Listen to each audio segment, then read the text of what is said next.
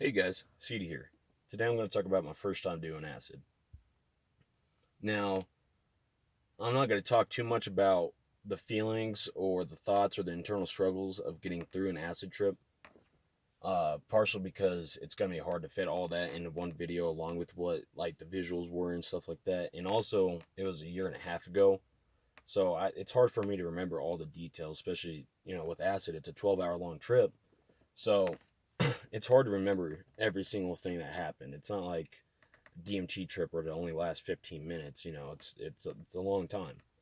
So I'm gonna go into detail, or try to go into detail about what happened with the major events and the visuals. So my friend had just gotten 6 tabs of acid. We had just gone for a drive. We got back and we decided it was time to do it. So he takes his tab of acid. I take mine, and we're kind of just chilling. We're kind of just hanging out, and not a whole lot's going on, but colors are shifting and you can feel it in your body.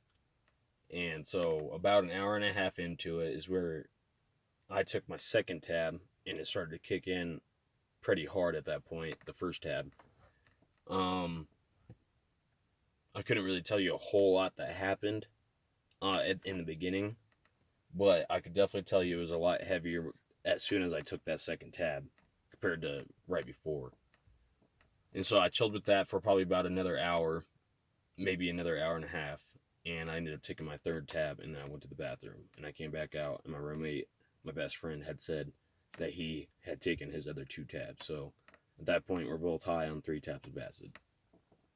So we're kind of just chilling, and it hits so hard. It the whole time I was telling my roommate like, oh, don't worry, like this should just be like a light DMT trip, and it really wasn't. It was heavy like DMT was. And so me and him are standing in the kitchen, and we're smoking cigarettes, and it becomes heavier and heavier and heavier and heavier, and it gets to the point to where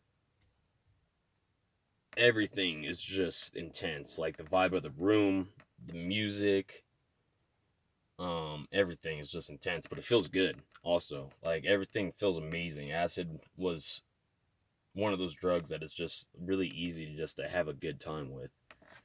um so we're standing there, music's playing, super heavy, the vibe's heavy, and we're listening to Mac Miller.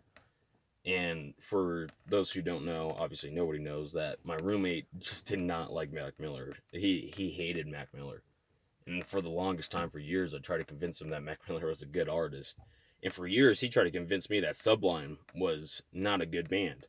And neither one of us could agree with those statements. So we're listening to Mac Miller and Acid, and Josh, my buddy, he looks at me and says, who is this? And I was like, it's Mac Miller. Like, come on, bro. And he does that in it 3 times. And eventually he's like, dude, Mac Miller's the greatest fucking thing ever. And I was like, yeah, dude, totally, right? So I was like, well, let's try some Sublime. And I turn on some Sublime, and I was like, wow, this is actually not good. And he's like, yeah, this is garbage. So it's kind of funny, on that acid trip, he heard Mac Miller through my ears, and I heard Sublime through his ears.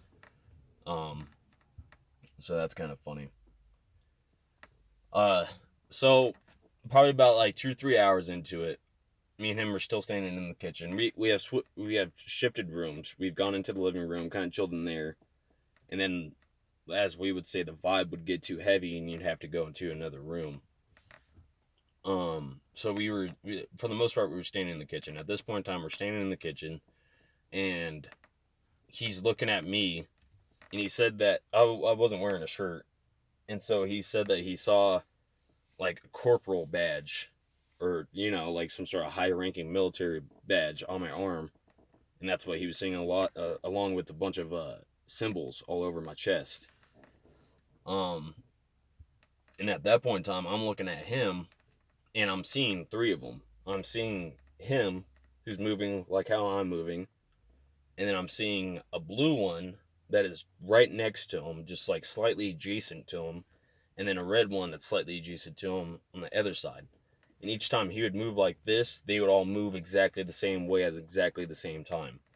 So I'm seeing two different versions of him in monochromatic, as well as the regular version of him.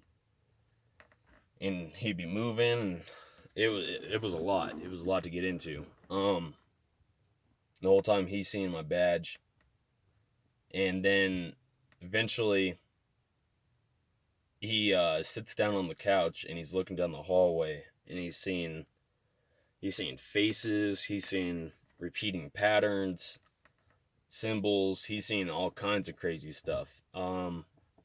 Me, by this point, I'm coming down off the tabs. So the room is the colors of the room are definitely a lot different. But other than that, not a whole lot's going on. So I'm getting pretty tired by this point. It's late. It's probably 6 hours into it. That whole monochromatic thing probably lasted 30 minutes to an hour. So we're kind of just chilling, and we had just loaded up some DMT, or not just loaded up. We had loaded up the night before, but we had some loaded DMT. And the whole time I was talking about wanting to do the DMT on the acid, and I never did it until the very end when I wasn't really high anymore. So it didn't really matter that I was on acid. Once I did it, it was very relaxing. Not a whole lot really happened.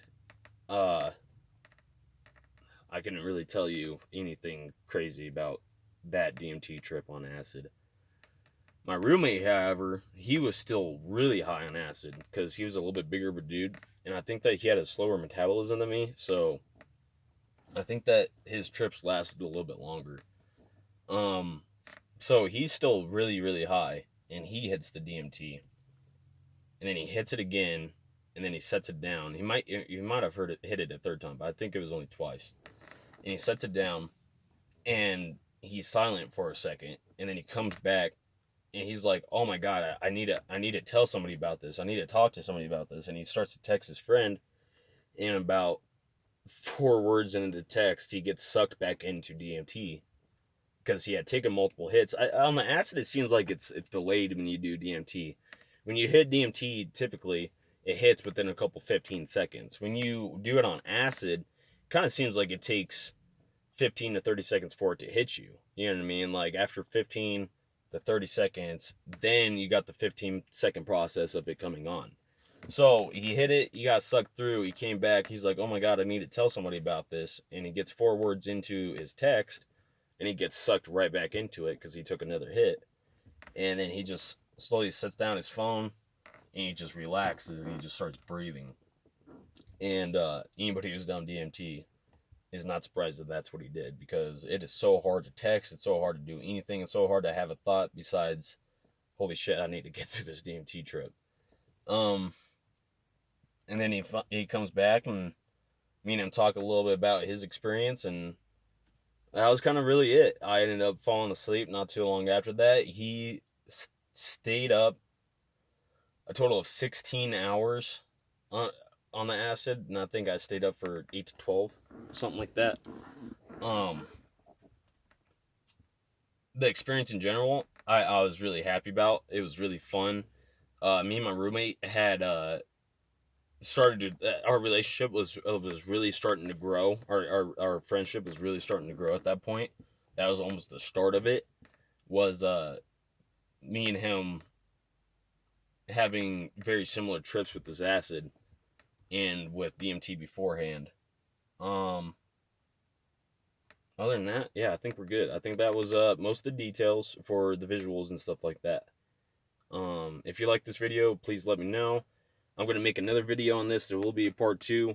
So, keep an eye out for that.